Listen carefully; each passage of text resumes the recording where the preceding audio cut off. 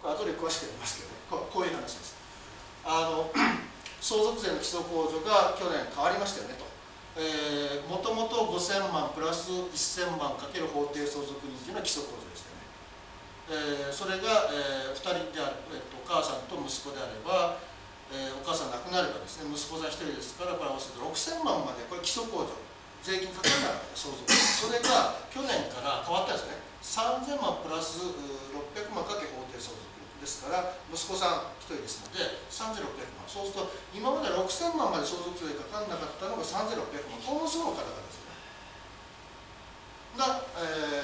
を対象としてお話をしましょうということになってきます。で、大事なのは土地も建物も評価の仕方どうするんですかですね。さっきから言ってますけど、若い、息子さん娘さんは親御さんが資産がいくらあるかってわからないですね。